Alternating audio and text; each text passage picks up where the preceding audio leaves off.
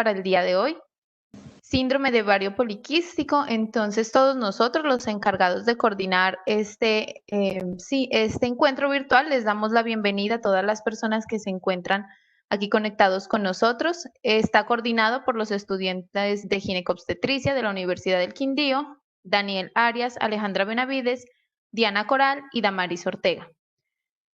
Vamos a tener entonces el día de hoy y vamos a hablar sobre el síndrome de ovario poliquístico. La dinámica va a ser sobre respondiendo mitos y verdades sobre el síndrome de ovario poliquístico, preguntas, respuestas, y al final vamos a tener un espacio aproximadamente de 20 minutos para que quienes tengan dudas, preguntas, las puedan hacer y las vamos a ir contestando en orden al final de la charla.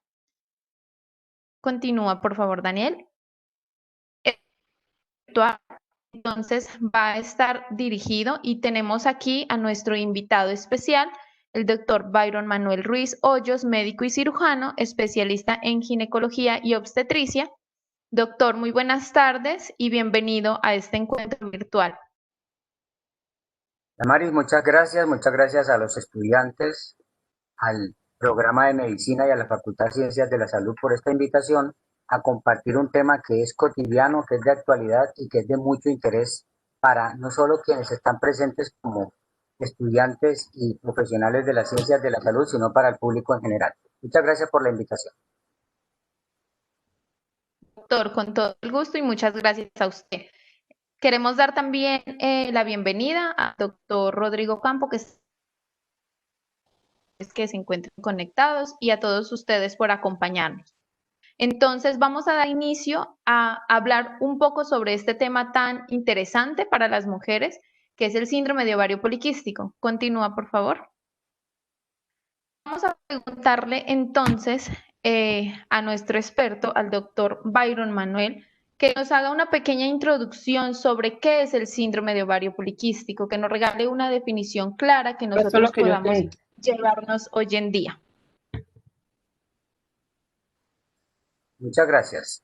Realmente definición del síndrome de ovario poliquístico no existe porque precisamente ese ha sido uno de los temas grandes de controversia. Como su nombre lo dice, es un conjunto de manifestaciones clínicas, también de laboratorio, que unidas dan unas características que nos van a llevar al diagnóstico y probablemente a plantear un tratamiento. Hago un paréntesis para sugerir que quienes tienen abierto el micrófono y no lo saben, por favor, revisen y apaguen su micrófono porque están interfiriendo en el evento. Bueno, continúo. Básicamente, el síndrome de ovario poliquístico se caracteriza por tres grandes eventos que están presentándose en algunas mujeres, todos los tres, o por definición académica, por lo menos dos de ellos. El primero, muy conocido, son los trastornos del ciclo menstrual que reflejan algún tipo de problema de ovulación. Generalmente es una falta de ovulación, es decir, una anovulación que se vuelve crónica a través del tiempo y que hace que los ciclos menstruales sean muy regulares, generalmente muy atrasados y casi siempre hacen que se presente lo que se llama una amenorrea, es decir, que haya más de 3 meses de lapso entre un ciclo y otro. Algunas mujeres solo menstruan 4 veces al año y se ha dicho por definición que son trastornos menstruales cuando hay menos de 9 ciclos al año. No necesariamente tiene que estar en franca amenorrea, puede haber solo trastornos del ciclo. El otro componente es que haya un aumento de las hormonas androgénicas que se manifieste clínicamente. Esto sería un hiperandrogenismo, el cual es más característico cuando hay aumento del vello corporal en la mujer en la distribución masculina. Este vello, en realidad, pues, me corrijo, no es un vello, es un pelo terminal que tiene características en su distribución, la que sería en el hombre, por eso lo encontramos en sitios tan incómodos para la mujer como la barbilla, el labio superior, el pecho, el abdomen, la parte interna de los muslos, la parte de los brazos, también en la espalda. Todo esto se puede evaluar en unas escalas que están establecidas para poder dar la puntuación y llegar al diagnóstico del hirsutismo, que es como se llama, que es el más característico. También se considera aumento de las hormonas androgénicas en manifestación cutánea, el acné y la seborrea, Sin embargo, como saben la mayoría de las presentes, el acné y la seborrea pueden ser características que no acompañan al síndrome de ovario poliquístico porque muchas mujeres lo presentan sobre todo en su juventud. Además de ello, también se puede incluir la caída del cabello como otra manifestación hiperandrogénica. Y la tercera característica que puede tener es el que le da el nombre al síndrome, que es el ovario de aspecto poliquístico. Este ovario de aspecto poliquístico es un ovario que fácilmente lo podemos evidenciar por una ecografía en este momento, aunque cuando se hizo la definición original, pues realmente el diagnóstico se hacía, era por anatomía patológica, cuando a las pacientes se les practicaba un procedimiento quirúrgico que resecaba un pedazo del ovario, una cuña, se llevaba a patología y se veían las composiciones que en su momento se consideraron quistes y más tarde hubo que evaluar el nombre de poliquístico porque no eran quistes, pero lamentablemente el nombre quedó acuñado y por eso lo llamamos así.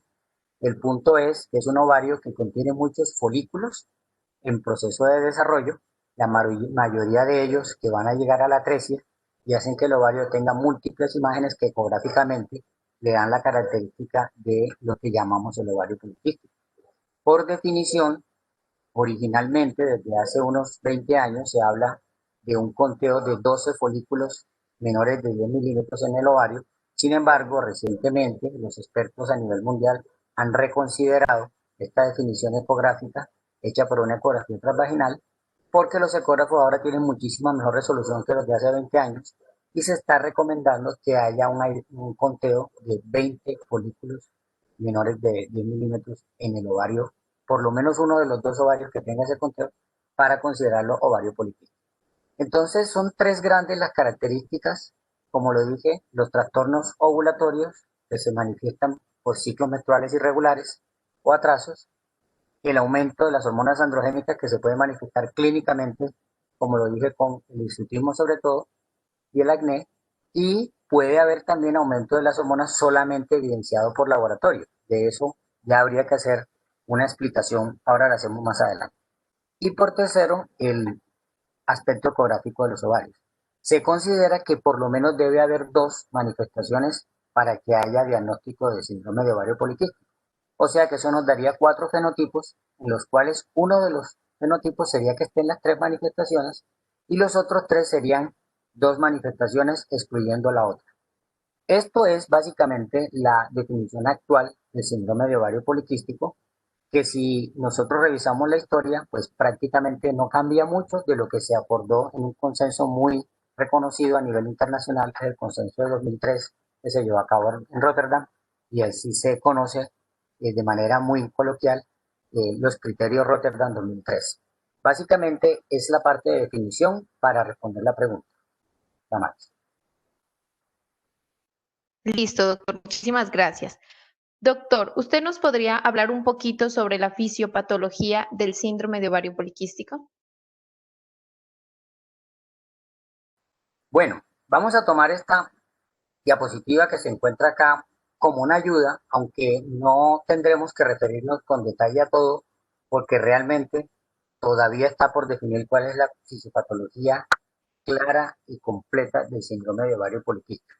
Sin embargo, hay unos elementos que podemos aprovechar de lo que está planteado en la pantalla para considerar lo que actualmente se enuncia como el proceso fisiopatológico del desarrollo del síndrome de ovario poliquístico.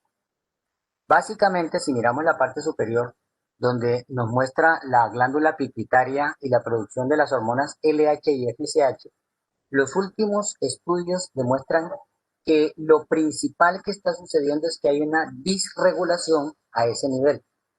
La LH y la FSH se producen en la hipófisis por estímulo hipotalámico a partir de la hormona GnRH. Parece ser que el proceso principal es una alteración en la regulación de los picos de la GnRH. Cuando esta desregulación hace efecto en la hipófisis, como se ve en la gráfica, la LH tiene una flechita más gruesa que la de la FSH. Esto es lo que está sucediendo en la realidad de la paciente con el síndrome de ovario poliquístico. Está produciendo picos más altos y más frecuentes de LH que de FSH, cuando lo usual en la mujer que no tiene ovario poliquístico es lo contrario.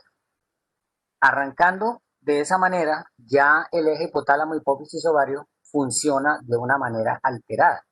de tal suerte que cuando se llega al ovario a ejercer cada una su efecto, la FSH en las células de la granulosa y la LH en las células de la teca, esta LH estimula muy fuerte la producción de andrógenos en el ovario y la FSH no produce tan reguladamente el efecto en la granulosa y puede a su vez existir algún proceso intrínseco de conversión de andrógenos a estrógenos en la granulosa, lo cual sería lo fisiológico, que hace que se aumente a su vez el tenor androgénico ovárico. Paralelo a ello, esos andrógenos pueden tener a nivel de hígado un efecto negativo en la producción de globulina transportadora de hormonas sexuales. Esta globulina transportadora de hormonas sexuales es la que debe unir a los andrógenos circulantes para que haya una cantidad racional en circulación y una cantidad unida a la globulina que no esté activa. Al disminuir los niveles de la globulina, pues lógicamente aumenta los andrógenos libres. Y estos andrógenos libres pues empiezan a hacer los efectos androgénicos en la periferia. Vemos que hay una flechita que nos marca la insulina. Muy posiblemente la insulina en estas pacientes está ejerciendo un efecto también favorecedor de la disminución de la globulina transportadora de hormonas sexuales. Y esto va paralelo a lo que habíamos dicho del efecto de los andrógenos. Por lo tanto, se aumenta el proceso de aumento de los andrógenos por efecto de la insulina y los andrógenos a nivel hepático. Por otra parte, hay una flecha que nos muestra el insulin growth factor, el factor similar de crecimiento similar a la insulina, el 1, actuando a nivel del ovario. Este es un efecto que, como su nombre lo dice, remedia los efectos de la insulina y va a estimular las células de la teca para que produzcan más andrógenos, entonces perpetuando así la hiperandrogenemia y al mismo tiempo disminuyendo el proceso de producción de estrógenos a nivel de la granulosa. Es decir, que tanto la insulina como el factor similar a la insulina tienen efectos similares a nivel del ovario. No está en la gráfica, pero también este efecto se presenta en la suprarrenal, lo cual hace que algunos andrógenos suprarrenales también estén aumentados con algunos bloqueos enzimáticos. Y finalmente, todo esto que estamos mencionando lleva a una alteración de la foliculogénesis, con una atresia folicular muy rápida, lo cual hace que muchos de los folículos empiecen su desarrollo y pasen a la atresia y se queden en lo que vemos ecográficamente como esas pequeñas imágenes que inicialmente se consideró que eran pequeños quistes y que le dieron el nombre de ovario poliquístico. Otros componentes que estamos viendo, como los factores de crecimiento, la citoquina, la misma adipocitoquina, la leptina, etcétera, están en este momento siendo estudiadas como contribuyentes a el aumento de la insulina y de los efectos del insulin growth factor, etcétera, que a su vez van a llevar a un estado hiperandrogénico, que es la característica principal del síndrome de ovario poliquístico. Por lo tanto, esta hiperandrogenemia, muy probablemente motivada por una resistencia a la insulina, que hace que haya una hiperinsulinemia, puede ejercer el efecto de producir las tres grandes características. La anovulación, que se caracteriza por los trastornos del ciclo menstrual, el aumento de las hormonas androgénicas, que periféricamente va a llevar al hiperandrogenismo clínico, y ecográficamente estas imágenes de atresia folicular van a dar el ovario que es característico poliquístico. Fundamentalmente ese es el análisis que se hace de una manera rápida sobre la fisiopatología del ovario poliquístico. Paramos aquí porque la explicación detallada es muy profunda y tiene una cantidad de factores interesantes que están todos en estudio en este momento. Muchísimas gracias. Vamos a continuar entonces en este momento hablando sobre mitos y realidades. Vamos a entrar a la parte importante y al referencia. Le damos paso al compañero Daniel Arias, quien va a iniciar haciéndole unas preguntas muy importantes y muy comunes sobre este síndrome tan importante. Muchísimas gracias, Damaris. Doctor, muy clara la explicación. Ahora quisiéramos hacerle algunas preguntas acerca de temas que son controversiales alrededor del ovario poliquístico. Muchas mujeres se preguntan sobre estas cosas. Además, llegan a la consulta médica con muchas dudas y necesitamos, pues, solucionarles y darles respuesta. Entonces, el objetivo de esta sesión es que a través de unas preguntas frecuentes y de algunas dudas que surgen comúnmente, tengamos las herramientas para la información médica, para la educación del paciente cuando nos enfrentemos a alguna mujer con este síndrome. En primer lugar, quisiéramos preguntarle, ¿qué tan frecuente es el síndrome de ovario poliquístico? ¿Qué porcentaje de mujeres tienen esta patología? ¿Será que esto se asocia con la edad, con la raza? ¿Hay un componente genético? ¿Hay riesgo de herencia para las hijas de estas mujeres con este síndrome? Muchas gracias.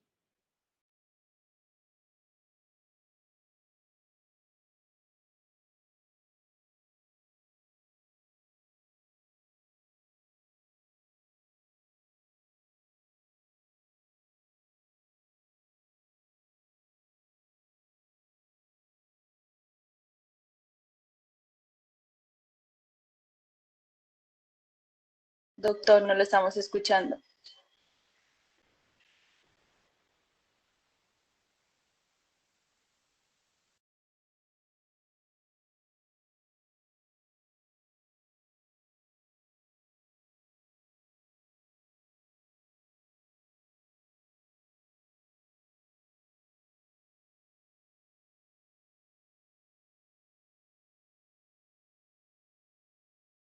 Doctor, por favor, activa el micrófono.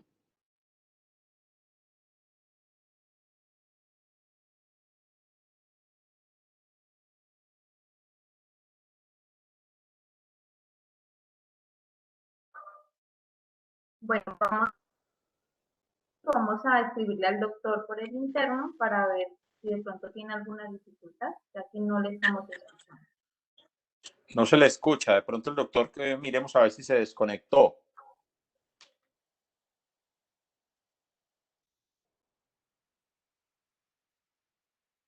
Vamos a escribirle al doctor entonces por interno.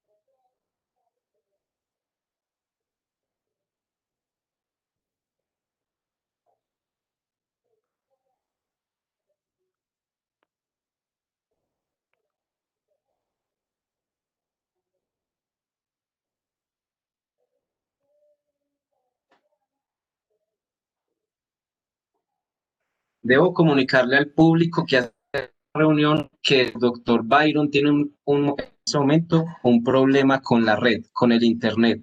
Pero entonces vamos a darle unos minutos de espera. Nos comenta que es algo que se puede solucionar.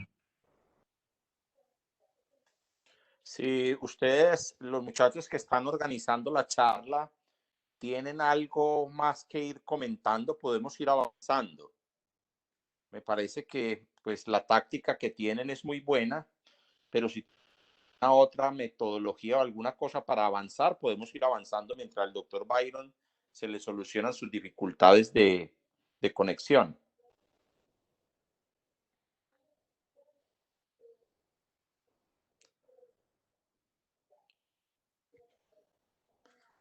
Y fíjense ustedes, muchachos, los presentes, que lo que decía el doctor Byron ahora y los compañeros que están dirigiendo esta charla, esto es una patología que es muy frecuente y de un ámbito muy común en las consultas externas.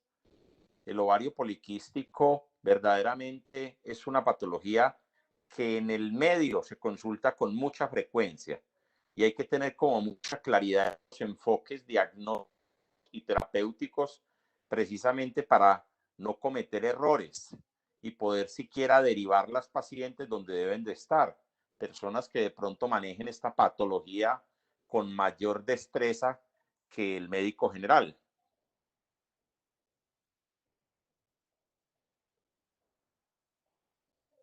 ¿Qué va diciendo Daniel, el doctor Byron?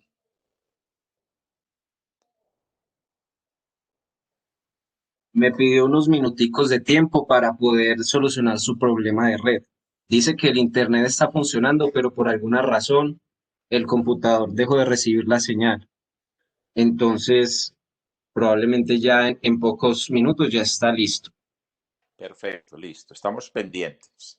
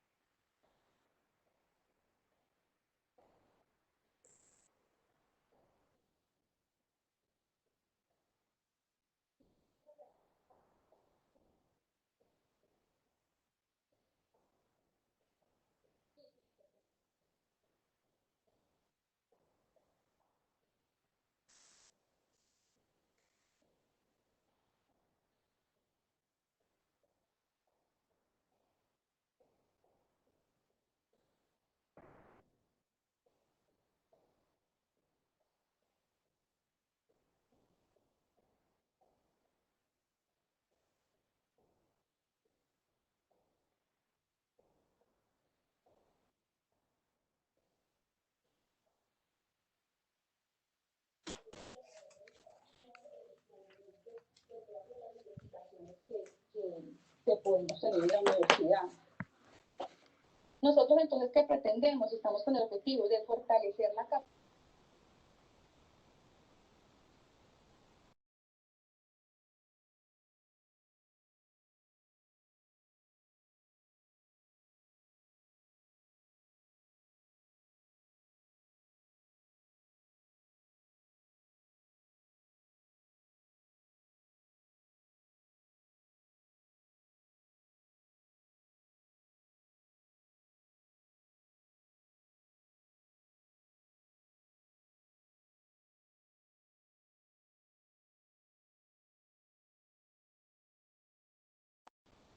¿No se ha conectado el doctor Byron? Que puedan comprenderse y utilizarse también de una manera más fácil. Ese conocimiento que se creó se pueda bajar a un nivel en el cual pueda ser entendible para esa sociedad que lo va a apropiar. Y también pues apoyar con todo este tema de... Bueno, mientras el doctor Byron llega, pues Daniel les preguntaba, hacía la pregunta al doctor Byron que qué tan frecuente era el síndrome de ovario poliquístico. Y fíjense que está descrito en la literatura que el síndrome de ovario poliquístico es una de las endocrinopatologías más que afectan a las mujeres en edad reproductiva. Y se ha visto hasta una prevalencia más o menos hasta un 21, póngale más o menos 20, 22% de prevalencia en esta patología. ¿Qué era la otra pregunta que habías hecho, Daniel? Sobre el tema de la edad, por ejemplo, en la adolescencia existe una controversia y es que hay un periodo de hiperandrogenismo que es más o menos transitorio. Entonces, era algo que buscábamos solucionar con el doctor Byron sobre su opinión de si los criterios cambian en este grupo de edad, si hay que esperar algún tiempo para iniciar la pesquisa y la búsqueda de esta enfermedad o si por el contrario se maneja de la misma forma. Sí, de todas maneras, esperemos que el doctor Byron venga, pero lo que sí está descrito en la literatura es que está más asociado en las mujeres en edad reproductiva, incluso llegando a un porcentaje que puede llegar más o menos hasta el 22%. Pero en edades tempranas se ha descrito, entonces es muy bueno con la experiencia que tiene el doctor Byron que les hable acerca de esto, que es muy importante. Y lo que sí tienen que mirar muy bien es como los factores que están asociados al ovario poliquístico en las mujeres adultas, que también se ha encontrado, o algunos factores en personas muy jóvenes. Sí. También un poco de esta pregunta, encontramos que está más asociado en cuanto a la raza, en un porcentaje del 6.6% en la raza negra, a diferencia de un 4.8% en la raza blanca. como Sí, complementando un poquito esta parte.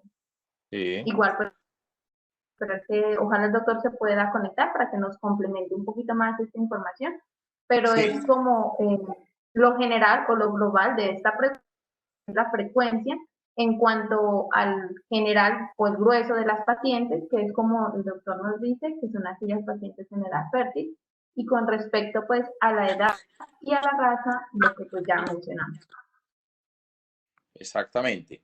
Porque es que hay que tener en cuenta que la adolescencia per se es una etapa muy difícil de la vida y esto complica aún más ante la presencia del síndrome de ovario poliquístico.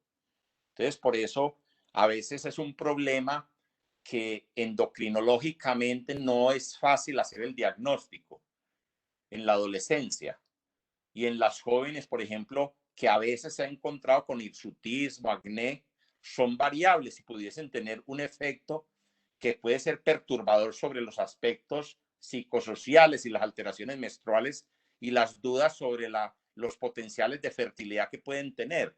O sea que a veces hay mucha controversia. Ahorita el doctor Byron nos hará las claridades en hacer estos diagnósticos en edades tempranas, en edades precisamente de la adolescencia. ¿Sí? Entonces, lo que uno tendría que estar como muy pendiente es como las manifestaciones clínicas que él les decía ahora. Y estas manifestaciones clínicas, corroborarlas, mire que él nos hablaba ahorita de las alteraciones que pueden haber desde el punto de vista menstrual. Y eso sí es muy importante. ¿Sí? Entonces, las manifestaciones clínicas de este síndrome de ovario poliquístico a menudo, generalmente, pueden surgir durante la infancia, en etapa peripuberal, pueden surgir. Y los síntomas varían con la edad. Y lo que decía Damaris, que hay unos porcentajes muy importantes que están relacionados con la raza. Y aquí habría que tener en cuenta el peso y los medicamentos que constituyen verdaderamente pues un desafío para el diagnóstico preciso, porque acuérdense que lo que decía el doctor Byron aquí es importante, hacer un abordaje adecuado de diagnóstico para saber que el tratamiento sí esté bien enfocado. ¿Sí? Entonces podríamos decir que lo que preguntan ustedes en los problemas de diagnóstico en la adolescente verdaderamente la literatura siempre ha dicho que es como ahorita el doctor Byron nos aclarará, pero es como un reto que se encuentra ahí en la adolescencia, en los diagnósticos del síndrome de ovario poliquístico. Ya veo que el doctor Byron se conectó, entonces, doctor, le damos la palabra. muchísimas gracias a todos por la espera. Es natural que ocurran estas cosas en este contexto que estamos de la virtualidad, pero ya tenemos a nuestro expositor de vuelta aquí. Muchas gracias por la espera y por la paciencia. Bueno, muchas gracias, jóvenes. Saltamos a esta pregunta.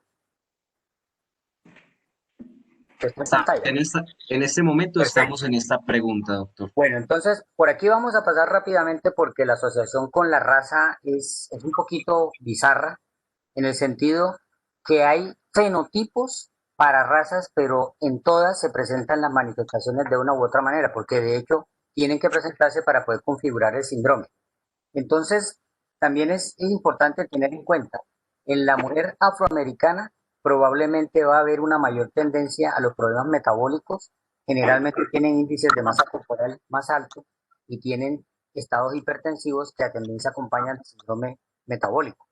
En las mujeres caucásicas es común que tengan problemas de diabetes y intolerancia a los carbohidratos con índices de masa corporal mayores de 30. En cambio, la mujer latina puede tener todos estos problemas con índices de masa corporal de 25 o más. Y las mujeres asiáticas obviamente tienen la característica de que hay poca tendencia al hirsutismo, por lo tanto las mediciones de hirsutismo en las escalas que se usan con ellas son diferentes. Estas características pues son más que todo por cada país que conoce su frecuencia estadística y su sintomatología propia de sus pacientes. Con respecto a la edad, sí es importante tener en cuenta que prácticamente el síndrome de ovario poliquístico, de acuerdo a las teorías actuales, puede venir ya programado. Por lo tanto, muchas de las mujeres que tienen algunas manifestaciones en la adolescencia realmente ya están empezando a presentar los indicios de lo que va a ser el síndrome de ovario poliquístico en su vida reproductiva. es más evidente que estén todas las manifestaciones floridas en la época de vida reproductiva y en la mujer que ya tiene una edad avanzada, sobre todo que ya entró en la menopausia, vamos a encontrar que persisten algunas características como los signos clínicos, pero disminuyen o desaparecen los cambios típicos del ovario por razones obvias, por disminución del conteo de folículos centrales y por la atrofia natural del ovario.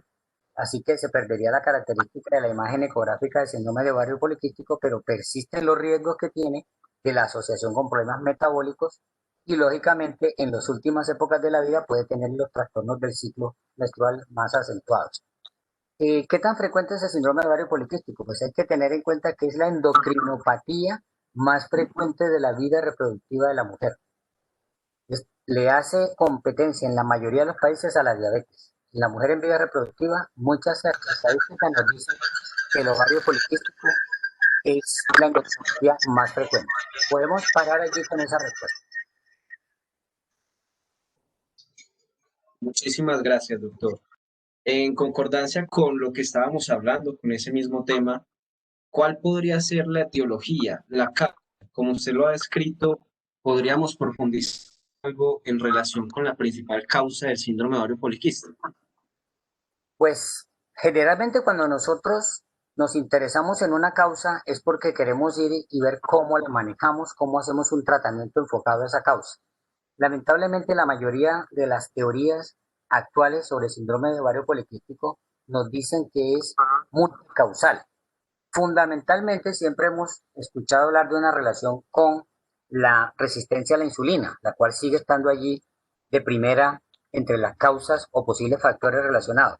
Sin embargo, tenemos aspectos genéticos, aspectos epigenéticos y aspectos ambientales también enunciados entre las posibles causas del síndrome de ovario poliquístico. Desde el punto de vista genético, se sabe que hay alteraciones en lo que son los mecanismos de transporte, síntesis y efecto de los andrógenos. En cuanto a la parte de la insulina, pues todos sabemos que probablemente hay una resistencia a la insulina, pero el espectro es más grande en cuanto se refiere a todo lo que es la insulina. Y la disregulación del eje hipotálamo hipófisis ovario lleva a una alteración en la folículogénesis para la cual también existen lo que se llaman los genes candidatos. Todo esto acompañado de factores ambientales que se sabe por comparación entre las diferentes manifestaciones fenotípicas que hay en las razas y en las ubicaciones geográficas, se infiere que la dieta, el estilo de vida están influyendo. Sabemos que hay culturas que son más afines a unas dietas y unos estilos saludables y otros que son más afines a unas comidas poco saludables y a un estilo de vida más relajado y menos ejercicio. Todo esto parece estar contribuyendo. Por lo tanto, tenemos la programación epigenética, que es una teoría que existe, que el feto que recibe un estímulo androgénico durante el proceso de embarazo, en este caso un feto femenino, puede tener como impronta el desarrollo del síndrome de ovario poliquístico, lo mismo que si nace de bajo peso para su talla o de alto peso para su talla al nacer. O sea que esa programación va por encima de la genética y si además la genética venía programada para el síndrome de ovario poliquístico, pues va a tener todas las alteraciones que mencionamos. Entonces, en resumen, es un aspecto policausal el síndrome de ovario poliquístico.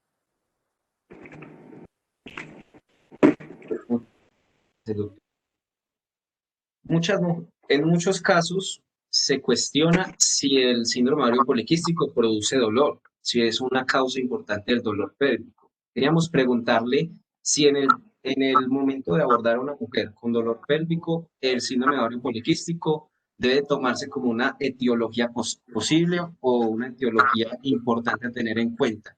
A su vez, ¿qué nos puede decir sobre los síntomas más importantes, los principales, los más floridos en este síndrome? Bueno, empecemos con el dolor pélvico, que es muy frecuente la consulta en la que la mujer llega con el reporte ecográfico que dice ovario poliquístico desde el punto de vista ecográfico. Y ella consultó al médico porque tenía un dolor pélvico de larga evolución, que ya se puede considerar un dolor pélvico crónico. Ese médico posiblemente no le hizo un examen abdominal, no le hizo un examen pélvico ni manual, escuchó la historia y le ordenó una ecografía. Infortunadamente es la menor ayuda que tiene y sobre todo si no le hizo un examen clínico, porque eventualmente si el médico hizo una historia clínica y al hacer el examen clínico encontró alguna situación que le pareció patológica o anormal en la pelvis femenina, pues estaba indicada la ecografía. Pero no el haber mandado la ecografía sin haber profundizado en la historia clínica, que es el ayudante más grande que tenemos cuando enfocamos dolor pélvico. Me detengo un momento en el dolor pélvico. Es multicausal en el 80% de las mujeres que consultan cuando el dolor pélvico ya se volvió crónico. Es decir, no es solamente aquella cirugía que le hicieron, aquella enfermedad pélvica inflamatoria que tuvo, no es aquel trauma abdominal que tuvo, no es ese prolapso genital que ella tiene, sino que además a la paciente se le presentan una cantidad de factores adicionales que hacen que cuando se estudia por dolor pélvico se encuentra que tiene varias causas que originan dolor pélvico y esto es lo que hace que si la paciente no es estudiada de manera adecuada y tratada por una persona o un grupo conocedor del síndrome de dolor pélvico, le hace una cirugía o le hace un tratamiento enfocado a lo que parece ser la causa y finalmente no lo es. Regresando al punto del ovario poliquístico, evidentemente un ovario que tenga un aspecto poliquístico porque tiene una cantidad de folículos antrales, como ya dijimos, no es causa de dolor pélvico. Evidentemente, una mujer que tenga ovario poliquístico puede tener un síndrome de dolor pélvico crónico y amerita su estudio, pero que no creamos que porque la ecografía nos reportó ovario poliquístico ya encontramos la causa. Precisamente con respecto a las manifestaciones clínicas del síndrome de ovario poliquístico, entonces es muy común que la mujer consulte por tres grandes motivos. Uno, porque no ha quedado en embarazo. Dos, porque tiene trastornos del ciclo menstrual. Y tres, porque tiene las manifestaciones hiperandrogénicas.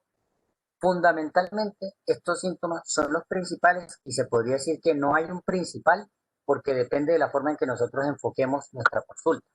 La paciente puede consultarnos inicialmente porque quiere quedar en embarazo. Cuando hacemos la historia clínica nos damos cuenta que sus ciclos menstruales son irregulares y además que ella siempre ha tenido acné, seborrea y ha tenido diabetismo, pero no le ha dado trascendencia.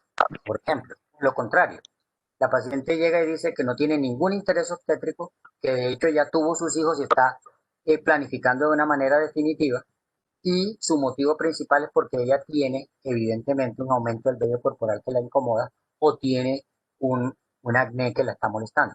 Entonces, realmente debemos estar muy presentes con que estas causas son las principales que traen a la paciente y muchas veces nosotros podemos inferir el diagnóstico con solo escuchar la queja de la paciente que está ahí sentada sin haberle hecho todavía nuestro examen físico ni haber solicitado los estudios de laboratorio. En resumen, las características que hacen el diagnóstico del ovario poliquístico son a su vez sus principales manifestaciones clínicas. A su vez, esto va a variar un poquito por edades. No es frecuente que la mujer de una edad bastante avanzada o avanzada reproductivamente consulte con problemas de hiperandrogenismo o ya los manejó. Y es más común que en ese momento tenga trastornos del ciclo menstrual de alguna índole. Lo contrario, es más común que la mujer joven le preocupe las manifestaciones hiperandrogénicas, así tenga alteraciones del ciclo menstrual. Entonces ella va a consultar por el acné, por la seborrea, por la piel grasosa, por el aumento del vello corporal, etc. Fundamentalmente tenemos la sintomatología. Recordemos que eso se le puede agregar una cantidad de detalles clínicos que nosotros debemos investigar porque el peligro que tiene el síndrome de ovario poliquístico es que no solamente afecta esto que estamos diciendo, que se podría decir que es una manifestación externa, sino que va a influir en otros aspectos como el riesgo cardiovascular, la posibilidad de síndrome metabólico, alteraciones de la apnea del sueño y puede tener también alteraciones de tipo depresivo o depresión y ansiedad en la personalidad de las mujeres que tienen síndrome de ovario poliquístico, sin contar los riesgos de cáncer, sobre todo el cáncer de endometrio, cuando la mujer tiene periodos de falta de ovulación muy prolongados, que son aquellas que hacen, como les decía, 3 o 4 menstruaciones al año. Fundamentalmente, esa sería la respuesta para esta pregunta. Gracias, doctor. Creo que esto ya quedó resuelto. ¿Cuál sería el signo clínico que se asocia más con el síndrome de ovario poliquístico? Bueno, evidentemente puede variar por la forma en que hicimos el interrogatorio y por el motivo de consulta de la paciente. Sin embargo, dentro del grupo de los componentes del hiperandrogenismo, se podría decir que es muy trascendente el hirsutismo. ¿Por qué? Porque la mujer puede tener acné toda su vida sin que tenga ningún ovario poliquístico. Y probablemente algunas de las que están presentes en esta conferencia hayan sufrido acné, hayan ido al dermatólogo y les haya explicado que no tiene relación con un problema hormonal y mucho menos con sus ovarios. Lo mismo pasa con la caída del cabello, que la podemos atribuir incluso hasta la marca de champú que usa la paciente y que puede ser por otro tipo de situaciones patológicas. En cambio, el hirsutismo, su primera causa, cuando generalmente hablamos de un hirsutismo leve a moderado, es el síndrome de ovario poliquístico. Por lo tanto, yo diría que allí tenemos un componente importante. Y el otro que acabamos de mencionar son los trastornos del ciclo menstrual, generalmente menstruaciones atrasadas, recordando que la Federación Internacional de Ginecología y Obstetricia recomienda considerar normal el ciclo hasta 38 días. Por lo tanto, vamos a hablar de mujeres que están menstruando más de 40 días y generalmente no es exacto, o sea que son ciclos que se presentan con intervalos de 2 meses, 2 meses y medio, a veces un mes y 48 días, 2 meses, 65 días, qué sé yo, y la paciente no tiene un registro exacto del tiempo porque es muy irregular, no es una cuestión fija que diga que cada 2 meses está menstruando. Esas mujeres nos están dando el mensaje que probablemente tienen un síndrome de ovario poliquístico. Muchas gracias, doctor. Para continuar con las preguntas, como habíamos hablado en la fisiopatología, en el síndrome de ovario poliquístico hay aumento de la producción de andrógenos. ¿Es acaso que, según tu experiencia, todas las mujeres con síndrome de ovario poliquístico presentan hiperandrogenismo?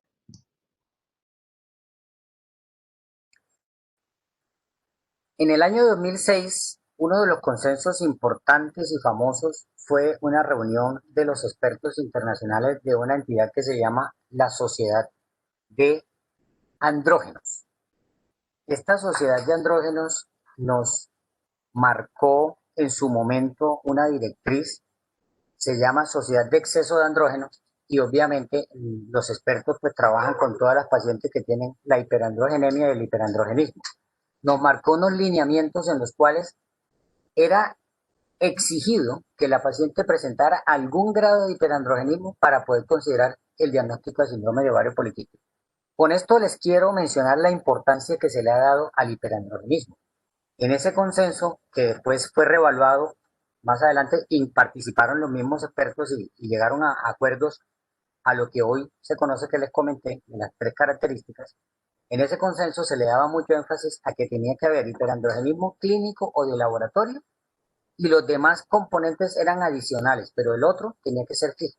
O sea que se consideraba que el estado de ovario poliquístico, el síndrome de ovario poliquístico, era una situación de patología de exceso de andrógenos que podía acompañarse con trastornos del ciclo menstrual o podía acompañarse con ovarios ecográficamente poliquísticos. Trasladándonos a la pregunta, realmente esperaríamos que se encuentre el hiperandrogenismo en las mujeres con síndrome de ovario poliquístico, pero como claramente les dije, existe un fenotipo en el cual la paciente podría tener ovario ecográficamente poliquístico y trastornos del ciclo menstrual sin evidenciar hiperandrogenismo. Entonces, parémonos en esa paciente. Es una mujer que tiene una ecografía con unos ovarios poliquísticos típicos. Para los criterios actuales, que les dije que tenían que ser 20 folículos antrales o más, la paciente tiene un conteo de 30 folículos en cada ovario. Y tiene evidentemente una falta de ovulación que hace que ella esté consultando precisamente porque sus menstruaciones son muy atrasadas. Esto es muy típico. Y esa paciente no tiene ningún pelo adicional, no tiene una queja de un acné y le hacemos el análisis, le hacemos el examen desnuda, miramos su espalda y otras partes del cuerpo que ella usualmente no se mire y no encontramos ningún indicio que nos preocupe. Esa paciente nos llenaría el requisito de no tener hiperandrogenismo. Los expertos recomiendan que en esa paciente hagamos la investigación de la hiperandrogenemia, es decir, que solicitemos andrógenos circulantes. El andrógeno que nosotros debemos solicitar en la forma más práctica para nuestra consulta, los que estamos aquí presentes hoy, es una testosterona total. La medición de testosterona libre amerita unos procesos de laboratorio que son costosos y que los laboratorios no tienen implementados. Muchos de los laboratorios que tienen la forma de hacer una testosterona libre confiable son laboratorios de investigación. Por lo tanto, no es confiable el informe que nos dan de muchos laboratorios que dicen que hacen la testosterona libre. Así que debemos medir la testosterona. Y nosotros vamos a encontrar que puede estar elevada. Si tenemos una elevación de la testosterona en la paciente y no tenemos el hiperandrogenismo clínico, ya tenemos el de laboratorio. Entonces llenaríamos el requisito. O sea que para contestar la pregunta, esperaríamos que las pacientes tengan hiperandrogenismo, pero es posible que no lo encontremos clínico, lo investigamos de laboratorio y es posible que no lo encontremos de laboratorio. Ya se volvería un compromiso hacer unos estudios complementarios, por ejemplo, una testosterona total y medir una globulina transportadora de hormonas sexuales, que ese es otro examen especializado y que es costoso, y hacer la relación que está establecida en la que se divide la testosterona total sobre la globulina transportadora de hormonas sexuales y todo esto se multiplica por 100 y nos da el índice de andrógenos libres. Esa es una manera que se utiliza mucho, pero a su vez el examen de la globulina transportadora no es comercialmente muy fácil de conseguir y es costoso. Por lo tanto, en la práctica tendríamos nosotros básicamente que orientarnos para investigar la hiperandrogenemia que no tenga manifestaciones clínicas con la medición de testosterona. Lo contrario es cuando tenemos un evidente hirsutismo que ya está rayando en la virilización, que ya tenemos un hirsutismo muy grande. No es lo esperado en el síndrome de ovario poliquístico.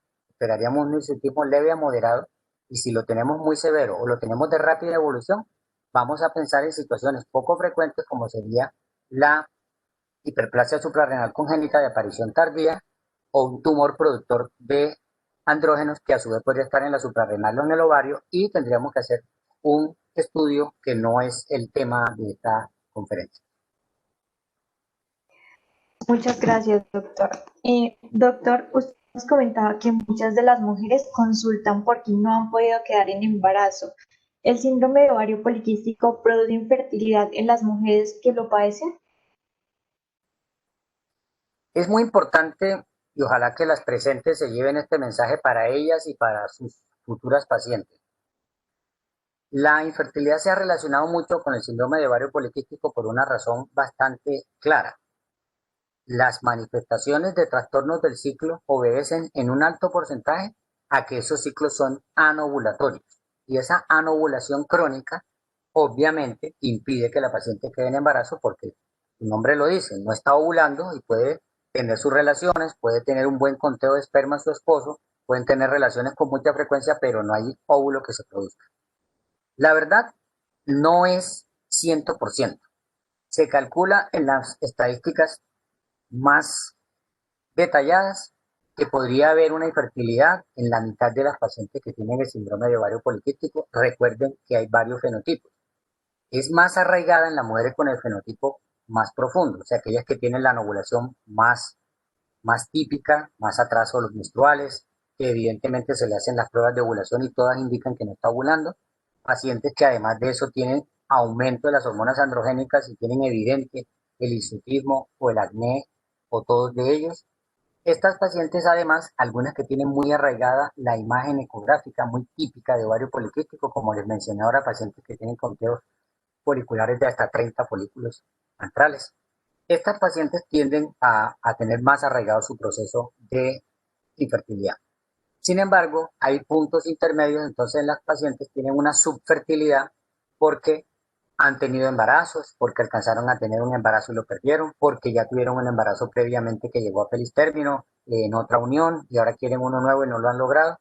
O algo que yo he visto con una frecuencia bastante importante en mi experiencia personal, y son pacientes que ameritaron tratamiento para mejorar la ovulación en su primer intento de búsqueda de embarazo y lo lograron, y después vienen a buscar embarazo aparentemente teniendo el mismo síndrome de ovario poliquístico y quedan en embarazo de manera espontánea, sometiéndolas solo a observación y dejando a ver si están ovulando en ese momento. Y muchas han empezado a ovular después de haber tenido necesidad de estímulo de ovulación en su primer embarazo. Por lo tanto, la respuesta acá es que sí, se asocia la infertilidad con el síndrome de ovario poliquístico. Por fortuna es de las que tienen tratamientos, una gama más amplia de tratamientos, porque hay mucha experiencia en ese sentido. O sea que el mensaje es que las mujeres no desfallezcan y que a veces se presentan a la consulta muy preocupadas a los 19 años porque le dijeron usted tiene ovario poliquístico y nunca va a tener hijos.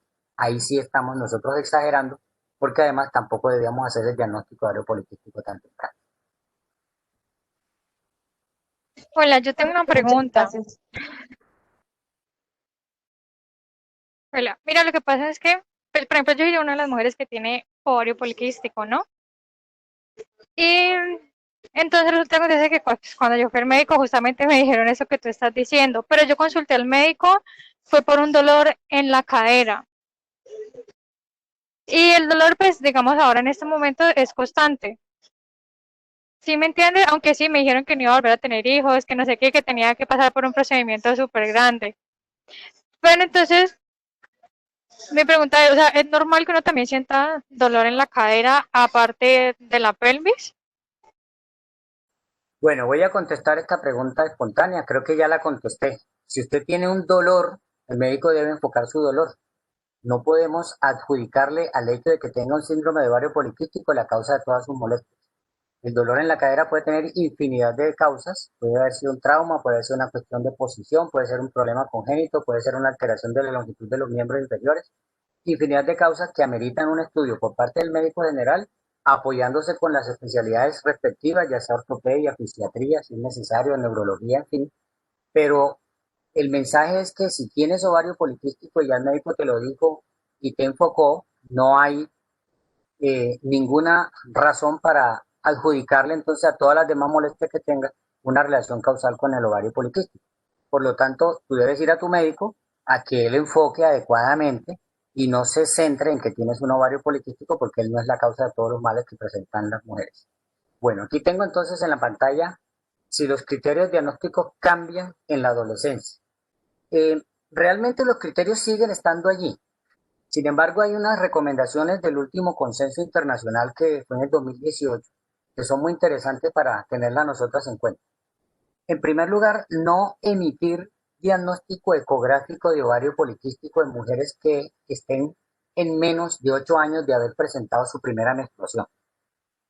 Porque es muy frecuente lo que les dije ahora, una joven que tiene 18 años y le dicen tiene ovario poliquístico. Cuando vamos a mirar, ella tuvo su primera menstruación a los 13. O sea que está en los 5 primeros años post menarca. Y realmente el aspecto de los ovarios en ese momento puede ser diferente al de una mujer en vida reproductiva y puede similar un ovario poliquístico. Muchas veces esa ecografía de esa mujer que estaba muy joven se hizo cuando no había iniciado vida sexual, por lo tanto no fue una ecografía vaginal, sino que fue una ecografía suprapúbica, la que se hace usualmente, las presentes lo conocen, con vejiga llena. Y entonces la imagen que se encuentra allí no es la misma que se ve por la transvaginal. Primero, el conteo de folículos no es fácil, de hecho es muy errático, a pesar de la buena calidad de los ecógrafos, y se recomienda que más bien se mida el volumen ovárico, que tampoco es fácil medir cuando se hace una ecografía suprapúbica, porque además hay unos artefactos técnicos que influyen, como por ejemplo el que la vejiga esté demasiado llena o la vejiga no esté completamente llena para lo que se necesita. Entonces, todas estas situaciones pueden afectar la evaluación de la ecografía suprapúbica y muchas veces esa fue la ecografía que marcó el diagnóstico de ovario poliquístico. Ese es un punto. Lo otro es que en la adolescencia tenemos una alta frecuencia de acné propio de la adolescencia que no va a seguir y que no tiene que ver con ovario poliquístico. Tenemos una alta frecuencia de aumento del vello corporal que podríamos considerar un hirsutismo leve que también va a evolucionar y posiblemente no va a persistir en un futuro. Y lógicamente, como característica de la adolescencia, y muchas mujeres lo han vivido, los trastornos del ciclo menstrual se presentan en los primeros 3 a 5 años que siguen a la menarca. Por lo tanto, no es recomendable hacer el diagnóstico en ese momento.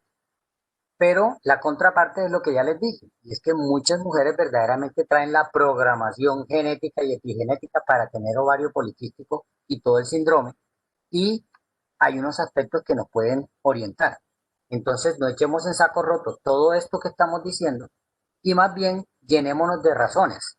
Por ejemplo, se recomienda que no solamente nos basemos en que aparentemente hay un aumento de las hormonas androgénicas porque tiene acné o tiene hirsutismo, sino que podemos entonces medir las hormonas y miramos si tiene un aumento de la testosterona. O eventualmente, si vemos que el hirsutismo es muy severo, pues hacemos las mediciones que les dije más profundas para investigar específicamente ese hirsutismo. Entonces, en resumen, el diagnóstico en la adolescencia cambia en el sentido de que debe ser más estricto y además debe tener una dinámica tal que los diagnósticos se emitan en una mujer que ya esté pasando entre la adolescencia y lo que es la propia vida reproductiva. Muchas gracias, doctor. Recordamos a participantes que habrá un espacio para las preguntas posteriores a estos que estamos haciendo. Entonces, doctor, con respecto al tratamiento, ¿es cierto que los anticonceptivos orales combinados son la primera línea en el tratamiento de este síndrome? Bueno, aquí hay dos componentes de la respuesta. Fríamente, es cierto que los anticonceptivos orales combinados son los más utilizados. Pero si nosotros analizamos que la pregunta es sobre el síndrome de ovario poliquístico, debemos aclarar que a la paciente al darle el anticonceptivo oral combinado no le vamos a quitar el síndrome de ovario poliquístico, le vamos a tratar las manifestaciones. Si su queja en ese momento es el acné, bienvenido sea un anticonceptivo oral combinado. Si su queja es el trastorno del ciclo, bienvenido el anticonceptivo oral combinado que le va a regular el ciclo. Pero si su queja es la infertilidad, evidentemente va a tener unos ciclos regulares y le va a mejorar el acné y se va a sentir muy tranquila, pero en ese momento no va a poder quedar en embarazo. Por lo tanto, nosotros debemos separar las causas por las que mandamos el anticonceptivo oral combinado. Que quede entonces claro que el anticonceptivo oral combinado es una muy buena estrategia. Ahora, ¿por qué sirve? De entrada, regula el ciclo. Una mujer que no se regule su ciclo con un anticonceptivo oral combinado tiene o muy arraigado su proceso de trastorno ovulatorio o tiene una causa de un sangrado anormal que no hemos estudiado y que quizá estamos pasando por algo. Ese es un mensaje. El otro, no necesariamente tiene que haber una mejoría del acné o el hirsutismo a corto plazo. La mejoría se evalúa entre 6 y 9 meses. Por lo tanto, la paciente debe ser consciente que si le empieza a hacer efecto su anticonceptivo que le formulamos y le regula los ciclos y lo está tomando y lo tolera bien, no es que no sirva porque a los 3 meses ella todavía está con el mismo acné o del mismo hirsutismo. Tenemos que evaluarlo entre 6 y 9 meses. Y lo otro es que obviamente si la mujer tiene interés reproductivo, nosotros la podemos incluir a que tome los anticonceptivos orales combinados para mejorar algunas de las manifestaciones que dijimos, pero cuando ya vayamos a buscar embarazo tendremos que hacer otras medidas. Hago un paréntesis acá, y es que en todas estas pacientes hay que hacer una recomendación de un estilo de vida saludable. Recordemos que aunque no es un criterio diagnóstico, la obesidad y el sobrepeso acompañan al 80% de las mujeres con síndrome de ovario poliquístico, excepto algunos países donde las mujeres tienden a tener índices de masa corporal bajos, como dijimos en algunos países asiáticos. Pero en general, estamos acostumbrados a ver por ahí un 30 o 40% de obesas y otro 30 o 40% de mujeres con sobrepeso. O sea que vamos a recomendar estilo de vida saludable con intención de disminuir de peso corporal. Y esa va a ser una medida importante adicional a todo lo que se nos ocurra desde el punto de vista farmacológico. Básicamente, hasta allí con respecto a los anticonceptivos orales combinados. Respuesta clara. ¿Son la primera línea? Sí. No hay uno mágico, que quede claro a su vez, no hay uno mágico. Muchas gracias, doctor. Doctor, muchas gracias por responder las preguntas sobre los mitos y la realidad de este tema. En este momento vamos a pasar a responder las preguntas del público. La primera de ellas es cómo contrarrestar los signos y los síntomas del síndrome de ovario poliquístico, especialmente con el acné. Pregunta a Mayra Torres. Bueno, para que le contestemos a Mayra, primero, el acné siempre hay que consultar al dermatólogo, porque no todos los casos de acné van a depender del síndrome de ovario poliquístico.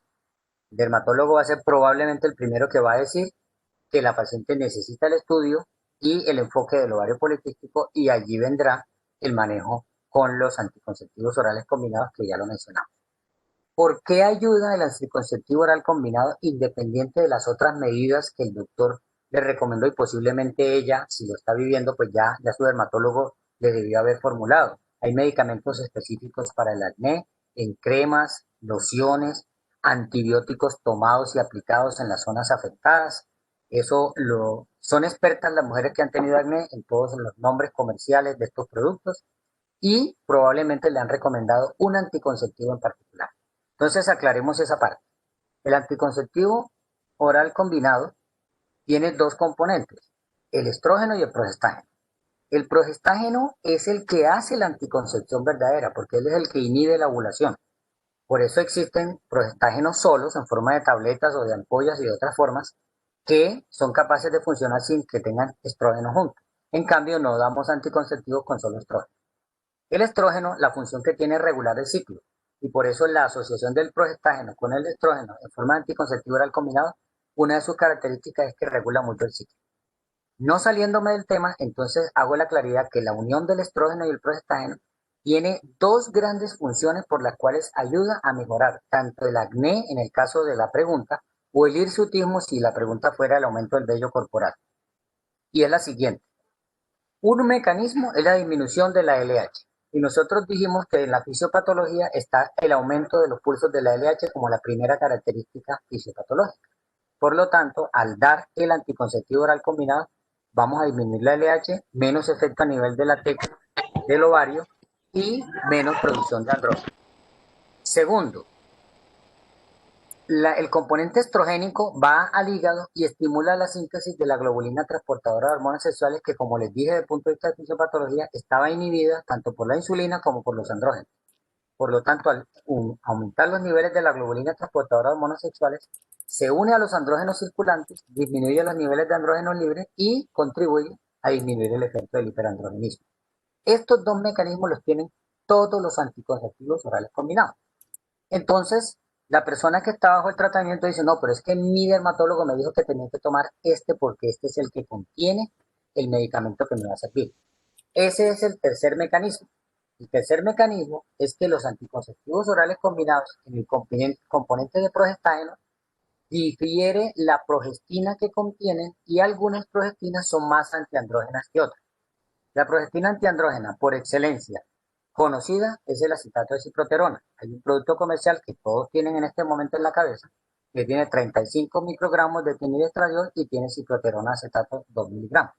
Ese producto es muy conocido, está aceptado por el INVIMA como tratamiento del acné y al mismo tiempo es un anticonceptivo. El gold standard prácticamente o el punto de comparación sería este, pero hay otros que contienen progestinas que también son antiandrogénicas, no tan alto el efecto antiandrogénico como el de la acetato de ciproterona. Entonces ustedes van a ver algunos que contienen clormanidona acetato, contienen Bienogés o contienen drospirenona. Todas ellas tienen sus características y posiblemente algunas de las presentes los han tomado con una gran mejoría del acné. Alguna dirá, la que me sirvió a mí fue la que tuvo clormanidona, la otra que me sirvió a mí fue la de la drospirenona o habrá una que le prende velas a la del Bienogés. Que quede claro, los dos primeros mecanismos están presentes y el tercer mecanismo sí ya depende del tipo de progestina antiandrogénica que contenga el anticonceptivo.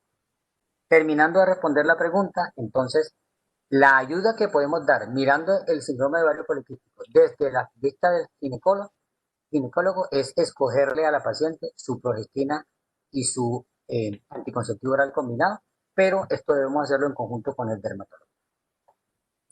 Doctor Ruiz, una pregunta. Doctor Celáez, es un honor. Muy buenas noches. Hay una gran, usted ya lo mencionó, un frecuente diagnóstico basado únicamente en ecografías, que además por ley 100 muchas veces son de dudosa calidad y hechas por personas con entrenamiento y por personas también sin mucho entrenamiento en ver un ovario.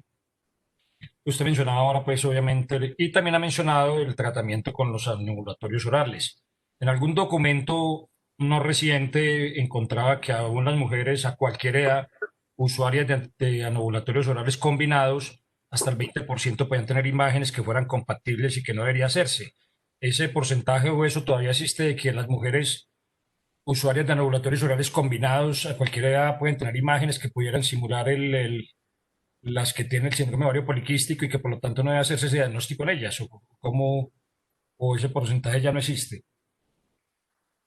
Mi doctor Celáez, esta pregunta nos lleva a analizar el informe ecográfico del síndrome del ovario poliquístico desde el punto de vista de la morfología ecográfica. Digamos que contestando fríamente la pregunta, el criterio es que nosotros podemos hacer la investigación del ovario en pacientes o en mujeres que están recibiendo anticonceptivos o no. Lo que sucede con alguna frecuencia en la mujer que está tomando anticonceptivos es la presencia de algunos quistecitos pequeños que se presentan porque el proceso foliculogénesis sigue, pero no hay ovulación y entonces llegan a haber folículos de diámetros un poquito altos y entonces son verdaderos quistes. Tienen 4, incluso hasta 5 centímetros. No es el tema de la pregunta, lo más seguro. Pero la imagen típica del ovario poliquístico se podría explorar con la mujer que está usando el anticonceptivo oral combinado.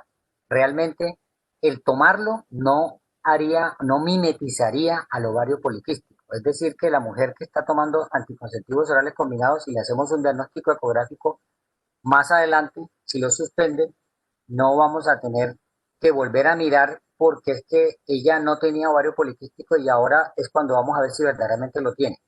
Más bien es lo contrario. La mujer que tiene el ovario poliquístico ecográfico diagnosticado y quien hizo el diagnóstico, como claramente usted lo menciona, se preocupó por demorarse un momento haciendo el rastreo, ojalá con un ecógrafo de buena resolución. Se sugiere que tenga el transductor vaginal tenga más de 8 MHz. Actualmente los transductores trabajan con 8 y más, la mayoría. Y que se haga un rastreo, ojalá lento, de tal manera que se vaya mirando varios cortes del ovario para poder hacer el conteo de folículos. Esto llevaría a un cálculo adecuado del número de folículos centrales en el ovario para hacer el diagnóstico adecuado. Recordemos que un solo ovario que tenga el conteo, pues ya llena el requisito. Y si la mujer está recibiendo anticonceptivos, lo que podemos encontrar es, por el contrario, que disminuye el conteo de folículos centrales. Entonces, lo que se presenta ahora con frecuencia es que la mujer le mandan anticonceptivos orales combinados y le dicen, vente dentro de 3 meses y te hago una ecografía a ver si ya estás mejorando, porque hoy estás muy llena. Entonces la mujer se va con la idea, primero, que su ovario está lleno de una situación anormal que le hace daño, que son esos folículos centrales. Y segundo, que el anticonceptivo es la cura, es la mejora porque le va a disminuir esa cantidad de cuerpos extraños que le están llenando su ovario. Y después sale triunfalmente del consultorio del doctor con un informe que dice que ya no tiene 30 folículos centrales, que esta vez le encontraron 14. Por lo tanto, está mejorando. Y que venga dentro de 3 meses para otra ecografía. Entonces, en resumen, lo que podría yo adicionar es que el ovario poliquístico realmente puede que entre en reposo si se está usando un anticonceptivo oral combinado que bloquee el eje hipotálamo hipófisis ovario como parte de su función y que podría eventualmente cambiar las características ecográficas, pero no para generarnos el falso positivo, sino para generarnos el falso negativo. Esa sería la duda que podría generarle al médico que está viendo a la paciente. Y allí me llega a la recomendación que no estemos mandando ecografías para evaluar el efecto de la ecografía, del tratamiento sobre los cambios ecográficos del ovario. Debemos evaluar en lo clínico que nosotros quisimos tratar. Si lo mandamos para regular ciclo, lo mandamos para mejorar acné, etcétera, o lo mandamos para que la paciente tuviera unos ciclos regulares previos al tratamiento de fertilidad que se le va a hacer en el tiempo en el que en ese momento se estaba estudiando cómo era su valoración preconcepcional, se le dio la recomendación de bajar de peso y hacerse algunas mediciones de exámenes, etcétera, en preparación a su futuro embarazo.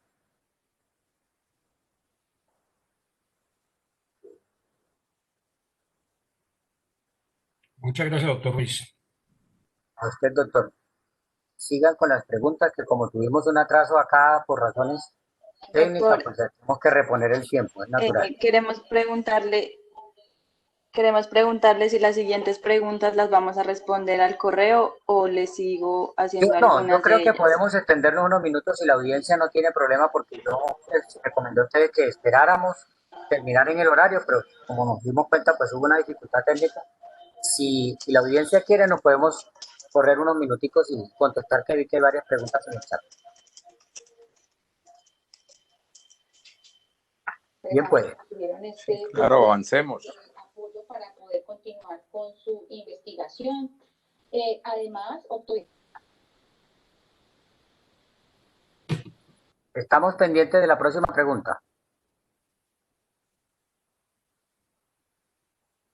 Bueno, doctor, la siguiente pregunta que nos hicieron es que es una paciente que tiene 35 años y el año pasado fue diagnosticada con síndrome de ovario poliquístico y quisiera saber cómo puede saber si definitivamente es a causa del síndrome. Realmente ella solo va a saber si es infértil si se expone al embarazo. No existe una prueba de fertilidad diferente a tener relaciones sexuales sin método de planificación. Esa es la prueba de fertilidad. Evidentemente hay estudios que pueden dar cuenta de las características que tienen los órganos reproductivos para mirar si de pronto hay algún factor que esté influyendo en la fertilidad, pero si es una mujer que no se ha expuesto a la posibilidad de embarazo, ella no va a saber si es infértil independiente que le hagamos pruebas. Por ejemplo, le podemos solicitar pruebas para mirar que tiene permeabilidad de las trompas de falopio y sale bien. Le podemos pedir que el esposo se haga un espermograma y nos sale excelente resultado del espermograma. Pero ella no ha buscado el embarazo. Entonces, tendríamos que subdividir la pregunta en un escenario teórico en el que ella ya buscó embarazo sin ningún método de planificación familiar y no lo logró. Y otra en la que ella está planificando y dice que quiere ver si es infértil. Entonces, vamos primero a esta última. Si ella está usando un método de planificación, cualquiera, o en este caso, pues más utilizado los anticonceptivos orales combinados, y quiere saber si es fértil, ella tiene que suspender su anticonceptivo oral combinado. Obviamente ir primero a una consulta preconcepcional en que el médico le haga un análisis de posibles situaciones patológicas acompañantes y que den riesgo para el embarazo, le formule el ácido fólico, le haga las pruebas de laboratorio recomendadas para investigar infecciones que se puedan transmitir a su futuro bebé y darle la autorización para que ella deje de usar el método de planificación. Y si es así, le damos un tiempo. Y si es una mujer joven, el tiempo puede ser tranquilamente un año. Ahora bien, si la mujer claramente nos dice que ella sabe que los ciclos menstruales son cada 4, cada 6 meses, es muy posible que la infertilidad esté basada en que tiene una falta de ovulación. Pero hemos tenido casos de mujeres que dicen que tuvieron 3 hijos y que ellas nunca menstruaban más de 4 veces al año. O sea que teniendo su vida sexual normal, en algún momento ovularon y en algún momento pudieron quedar en embarazo sin ningún tipo de tratamiento. Realmente aquí lo más importante sería, en ese escenario en que le estamos dando a ella la oportunidad de buscar embarazo, sería que hayamos hecho bien la valoración preconcepcional y que no estemos dejando pasar factores adicionales que pudieran ser problemas obstétricos al futuro. Por ejemplo, que no vayamos nosotros a permitir que una mujer con un índice de masa corporal de 35 y con una hipertensión arterial se embarace cuando pudimos perfectamente aconsejarle que empiece una bajada de peso bien dirigida, que controlemos esa tensión arterial y busquemos el antihipertensivo que pueda más adelante seguir tomando en el embarazo, que investigamos si al mismo tiempo ya es diabética y no lo sabía, y otros factores. En ese sentido, no entusiasmarnos solo con que la paciente llegó a buscar embarazo y entonces le vamos a dar las medidas para que su fertilidad sea probada. Ese es un ejemplo. Y el otro caso es cuando la paciente francamente ya viene sin ningún método de planificación familiar y quiere que nosotros le contribuyamos a buscar su embarazo y dice que ya probó porque ya tuvo su vida sexual más de un año y no logró embarazo. Entonces ahí entraría en el estudio de la pareja infértil. Examen de espermograma, valoración de permeabilidad tubárica y lógicamente en el caso de ella, analizar esos ciclos a ver si la paciente tiene ciclos anovulatorios porque ahí sí clasificaría para darle un tratamiento con inductores de ovulación. Hago un paréntesis para regresar a lo que ya mencioné. En todas las pacientes con síndrome de ovario poliquístico, el hábito de vida saludable es la primera medida. A veces tenemos pacientes que están en sobrepeso u obesidad. Tienen ciclos de 45 a 60 días y analizamos el resto y no encontramos más nada. No tienen hiperprolactinemia, no tienen hipotiroidismo, no tienen ninguna otra situación patológica. Y les decimos, señora, entre en un programa de disminución de peso corporal, haga ejercicio, sométase a los conceptos de la dietista y la paciente baja el peso adecuado y empieza espontáneamente a tener ciclos regulares, lo cual indica que empezó a ovular y esa paciente queda en embarazo sin que le hayamos mandado un tratamiento farmacológico. Eso se da generalmente cuando la paciente cumple las recomendaciones y es un escenario posible que hay que tener en cuenta sobre todo en las que tienen sobrepeso u obesidad. En resumen, las recomendaciones para esta pregunta son que prueba de fertilidad como tal no la hay, pero sí se pueden hacer los estudios en caso de que se haya expuesto a la búsqueda de embarazo o se puede presumir que hay un problema de fertilidad en las mujeres que tienen francamente una anovulación, caso en el cual tendría que entrar entonces ya en el tratamiento con inductores de ovulación. Muchas gracias, doctor. La siguiente pregunta es una paciente de 24 años que tiene el diagnóstico del síndrome de ovario poliquístico y quiere saber si está a tiempo de tratarse o tiene algún límite de edad? Bueno, entonces con lo que hemos ido mencionando, yo creo que ya la pregunta tiene bastante avance. Tratarla a ella es buscarle la solución a su proceso fisiopatológico.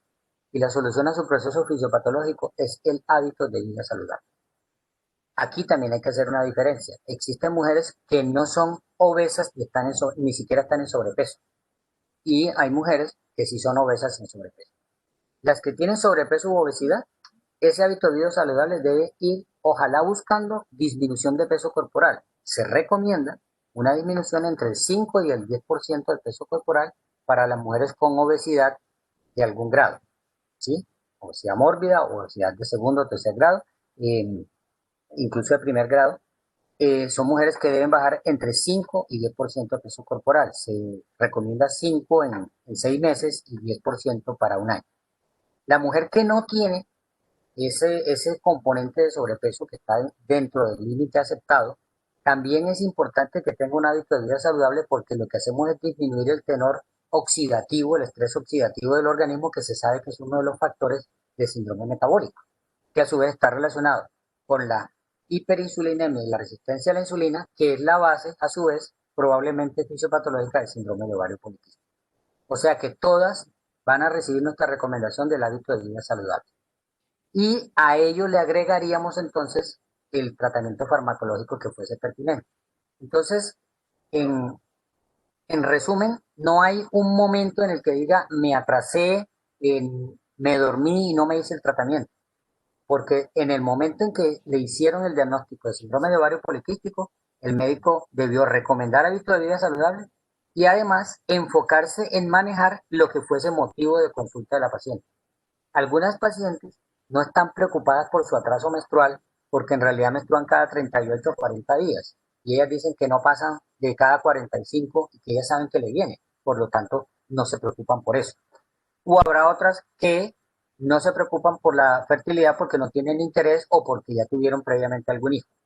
Y habrá algunas cuyo acné o hirsutismo no tiene un grado muy alto y no es su motivo de preocupación. Entonces nosotros ahí separaríamos el tratamiento, porque la pregunta que nos hace la persona que la emitió es si me debo tratar. No hay un tratamiento preventivo excepto el que les dije del hábito de vida saludable, porque ese sí es importante para prevenir las complicaciones a largo plazo, las cuales están para todas. Todas las que tienen 24 algún día tendrán 48 y algún día tendrán 60 años, y allí se van a presentar muchas manifestaciones que generalmente son tardías. Muchas gracias, doctor. La siguiente pregunta es: ¿qué tanto influye en el pronóstico del síndrome de ovario poliquístico e infertilidad patologías de la tiroides? La relación es muy grande, sin embargo, lo primero que hay que hacer es el descarte. El síndrome de ovario poliquístico es una situación patológica de descarte, en el sentido que hay que investigar problemas tiroideos y, paralelo a ello, problemas de la posibilidad de una hiperprolactinemia, porque están muy relacionados, porque no tanto es la relación que tengan, sino la forma en que se pueden confundir. Un hipotiroidismo evidente que esté en curso puede producir trastornos del ciclo menstrual, anovulación, ovarios con imágenes sugestivas de ovario poliquístico muy parecidos a los ovarios poliquísticos, son ovarios multipoliculares, y caída del cabello, alteraciones dermatológicas.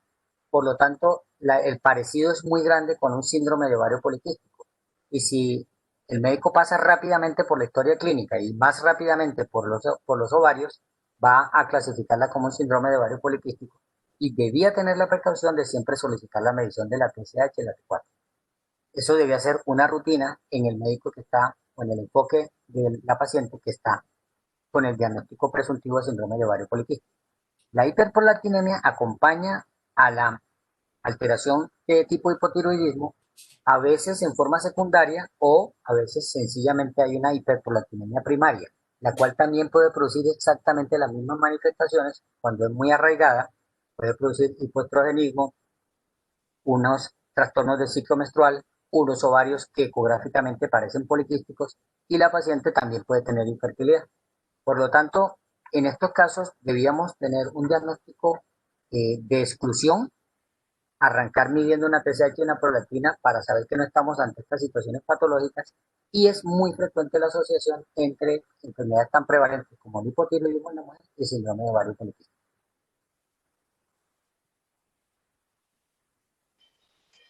Gracias. La siguiente pregunta es, ¿qué relación hay entre diabetes y este síndrome de ovario poliquístico para saber qué tan efectivo es el tratamiento hormonal en este grupo de mujeres? La relación es muy grande porque parece ser que el trastorno a nivel de la insulina es muy similar. De hecho, muchas de las medidas que se toman para manejo de la paciente que tiene síndrome de ovario poliquístico y para la prevención del síndrome metabólica están basadas en los tratamientos de la diabetes. El que más conocemos todos es la metformina. Ustedes saben que la metformina ha venido a ocupar un puesto importante, no solo en el tratamiento de la diabetes y específicamente en el caso nuestro, la diabetes del embarazo, la diabetes gestacional tratada con metformina últimamente ha tomado mucha fuerza, sino en el manejo de pacientes que tienen trastornos de la tolerancia a los carbohidratos y síndrome de ovario poliquístico o tienen síndrome de ovario poliquístico y alguna de las manifestaciones, sobre todo en los casos de infertilidad, es un coadyuvante para los tratamientos que buscan inducir la ovulación. Esto nos muestra la relación tan directa que hay entre los trastornos de los carbohidratos y la diabetes en particular con el síndrome de ovario poliquístico. Repito, muy probablemente la base fisiopatológica sea la misma, en la que hay una resistencia a la insulina, que, como todos sabemos, puede tener una característica de ser prereceptor, intrarreceptor o postreceptor, y que parte de ello es la forma en que fisiopatológicamente también se presenta la diabetes. Muchos de los marcadores que se utilizan pueden ser compartidos. En este momento se recomienda que la mujer que tiene síndrome de ovario poliquístico y es obesa, de entrada empecemos a investigarle una diabetes porque ya nos está llenando requisitos. Máxime si además tiene antecedentes de diabetes familiar y esa paciente debíamos estudiarla con prueba de carga de glucosa de la que recomienda la OMS con 75 gramos, hacer la prueba en ayunas y a las 2 horas. Y además, si es posible, hacer la hemoglobina glicosilada porque vamos a mirar dos escenarios posibles de alteraciones de los carbohidratos.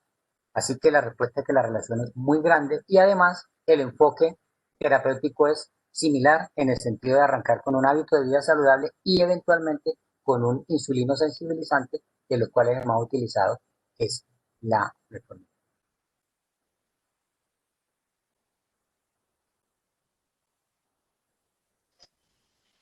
Doctor, hay una pregunta que nos dice que si el embarazo ectópico se debe al síndrome de ovario poliquístico o aumenta su incidencia o qué tiene que ver pues estas dos patologías. No debía ser así. Realmente si empezamos a buscar, como dicen coloquialmente, a hilar delgado, podríamos encontrar una relación de alguna forma. ¿A qué me refiero? La mujer que tiene síndrome de ovario poliquístico muy posiblemente tiene un problema de ovulación.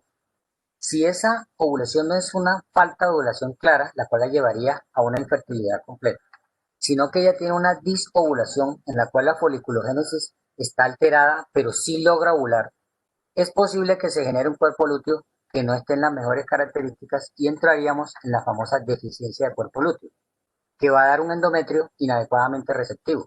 Y si ese endometrio es inadecuadamente receptivo, puede que al mismo tiempo haya una alteración en la motilidad tubárica. Y todo esto lleve a que la paciente que tiene el problema básico de ella, ese síndrome de ovario poliquístico y una disovulación, pero que sí está ovulando, entonces genere un embarazo que se ubique en la trompa y que no viaje adecuadamente para llegar a implantarse en el endometrio. Esa sería una manera en la que fisiopatológicamente podríamos explicarlo, pero es relativamente traída de los cabellos en el sentido que la paciente lo más que presentan frecuentemente es una falta de embarazo, es una ausencia de embarazo porque no hay ovulación, entonces la paciente tiene más que todo una infertilidad. Yo me atrevería a decir que el riesgo más importante para tener en cuenta en las pacientes con todo este problema no es que vayan a tener un embarazo ectópico. Evidentemente, si nosotros estamos haciendo una historia clínica de una paciente que tiene un diagnóstico presuntivo de embarazo ectópico, va a salir a relucir el antecedente del ovario poliquístico, pero eso no nos lo va a reforzar o a minimizar el diagnóstico que estamos haciendo de acuerdo al cuadro clínico que estemos evaluando.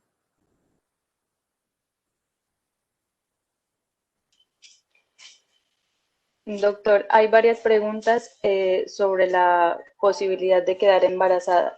Entonces, uniendo esas preguntas, ¿qué tan probable es que una mujer quede embarazada?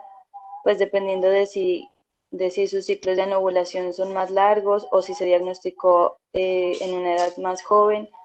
No sé, como para dar claridad en general Bueno, a esta pregunta. ya lo mencionamos, pero entonces vamos a detenernos un poco en ese sentido. La paciente que tiene el diagnóstico de síndrome de ovario poliquístico porque evidentemente tiene alteraciones en sus ciclos menstruales, tiene atrasos menstruales, ¿sí? Independiente que tenga muy evidente el hirsutismo o no, entonces probablemente va a tener un problema de ovulación. La posibilidad que quede en embarazo va a depender en parte de si tiene una anovulación, pero a su vez también en parte de otros factores que no son directamente relacionados con el síndrome de ovario poliquístico. Por lo tanto, tendríamos que ser nosotros siempre más amplios en la mujer que, teniendo el diagnóstico de síndrome de ovario poliquístico, consulta con interés en embarazo. En ese orden de ideas, podría haber dos escenarios. Uno en el cual el médico hace el diagnóstico de síndrome de ovario poliquístico, lo enfoca, da las recomendaciones básicas y eventualmente se compromete a mandar una inducción de ovulación para ver que esa paciente pueda ovular porque ya el diagnóstico que no está ovulando. Ese es un primer escenario. En ese escenario tendría que darle un tiempo a que haga efecto el medicamento y que verifique que la paciente sí empezó a ovular con el tratamiento que le mandó. Eso ya pertenece a un terreno un poquito más especializado porque hay que tener experiencia en esto y sobre todo porque es en cierta forma, de ensayo y error, de ver dosis de medicamento, cuál es la dosis de la paciente, cuál es la que la pone a ovular y para que lo repita a través de varios ciclos. Y finalmente llegar a el diagnóstico de una infertilidad en la cual ya se haya probado que tomando el medicamento no logró embarazo. Entonces, en ese caso entraría al estudio de fertilidad completo. Ese sería un escenario. Y el otro escenario sería que en el momento en que la paciente consulte y se haga el diagnóstico de ovario poliquístico o de síndrome de ovario poliquístico, el médico la incluya de una vez en el estudio de fertilidad. Por lo tanto, le ordene el espermograma al esposo, le ordene a ella la prueba para mirar permeabilidad tubárica y con todo eso sea cuando decida mandar el tratamiento. Ambas formas terapéuticas y diagnósticas son válidas. La primera, pues obviamente evita exámenes, siempre partiendo de la base que hagamos la recomendación del hábito de vida saludable, que hagamos la consulta preconcepcional, que eso ya está claro. Pero en la primera podríamos ser más prácticos y pasar de una vez a un tratamiento, a ver cómo le va a la paciente con el tratamiento. Y en la segunda haríamos los exámenes de entrada. En esos exámenes de entrada posiblemente nos encontremos que todos los demás órganos reproductivos, el varón está bien, el árbol reproductivo interno está bien, y entonces tendríamos mucha más tranquilidad para mandar la inducción de ovulación. Pero el mensaje para las mujeres que preguntaron, que dices tú que son varias, pues es que sí hay alternativas para manejo cuando la causa del problema de fertilidad es la falta de ovulación por el síndrome de ovario poliquístico. Tenemos un primer nivel con medicamentos de inducción de ovulación, tenemos un segundo nivel con gonadotrofinas que ya son más especializadas, que se aplican en ampollas. Ese segundo nivel también puede ser con una laparoscopia que haga lo que se llama el drilling ovárico, que es hacer una serie de micropunciones en el ovario, las cuales se ha demostrado que de alguna manera despiertan el proceso ovulatorio de manera espontánea en el ovario o por lo menos lo hacen más receptivo a los tratamientos hormonales. Y finalmente queda la fertilización in vitro como recurso para las pacientes que definitivamente no habían logrado embarazo con ninguna de las otras alternativas.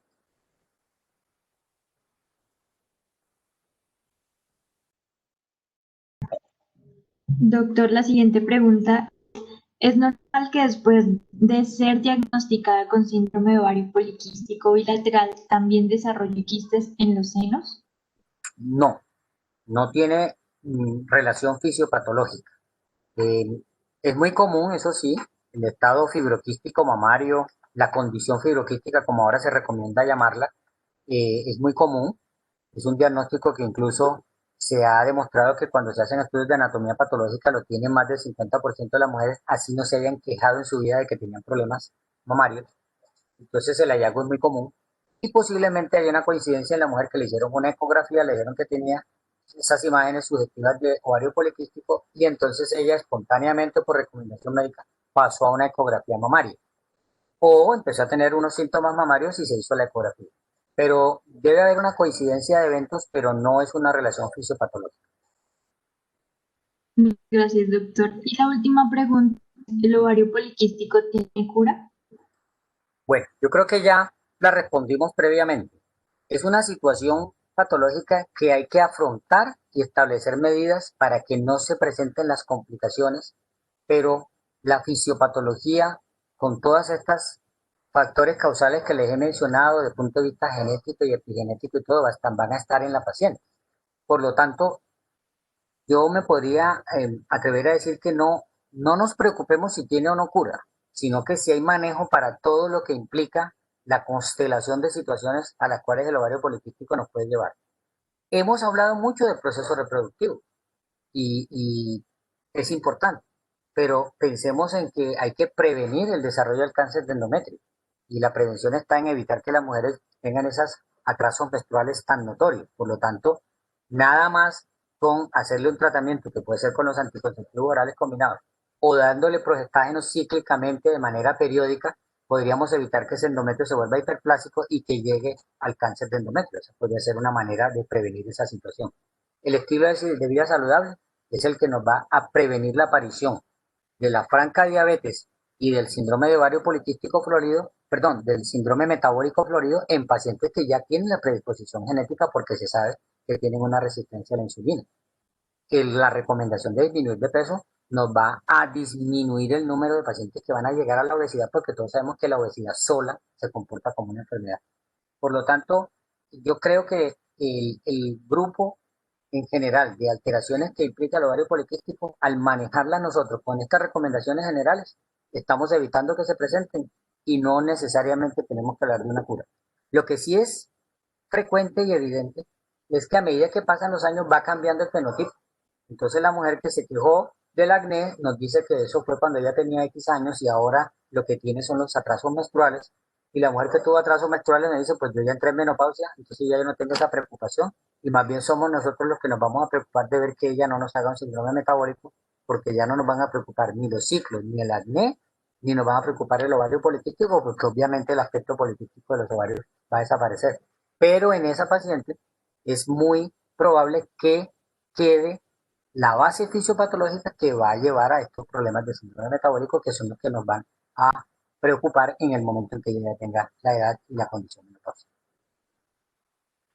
Doctor, la última es, si tenemos una paciente planificando con inyectables o implantes anticonceptivos y vamos a comenzar con tratamiento con anticonceptivos orales, ¿suspendemos la inyección o continuamos con ambos? Es un cambio de anticonceptivo y en ese caso se hace lo que usualmente se recomienda y generalmente hay unas instrucciones del fabricante. No hay necesidad de que nosotros unamos anticonceptivos en este caso y los sumemos porque realmente estamos usando el mismo. Los anticonceptivos inyectables contienen un estrógeno y un progestágeno, solo que la vía de administración y el tiempo de distribución son diferentes. Así que en el caso que nos ocupa, realmente es como si me preguntara que va a cambiar de anticonceptivo oral combinado y que si lo va a seguir. Pues sencillamente en el momento en que se presenta la próxima menstruación, la paciente empieza con el anticonceptivo que en ese momento iba a empezar, que va a ser, en este caso, el anticonceptivo oral combinado. Y ya ella sabe que no se va a aplicar la siguiente dosis del anticonceptivo inyectable. No hay necesidad de unirlos.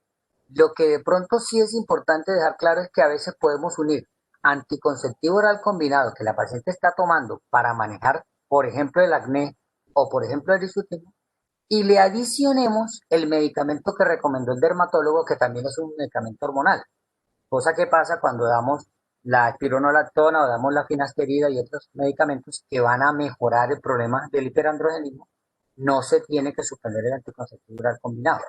El acetato de ciproterona solo no se consigue en Colombia, pero sí viene en el anticonceptivo que les mencioné. En los países donde tienen acetato de ciproterona, se recomienda que la paciente siga planificando con el anticonceptivo que contiene acetato de ciproterona y se tome el acetato de ciproterona adicional que le mandó su dermatólogo. Es una situación pues, que no tenemos acá. Pero entonces, en resumen, contestando la pregunta, ella va a cambiar de anticonceptivo, por lo tanto va a seguir las recomendaciones que generalmente son que lo empiece con el próximo ciclo menstrual y a partir de allí ya no use el anterior, sino que siga usando el nuevo que está empezando.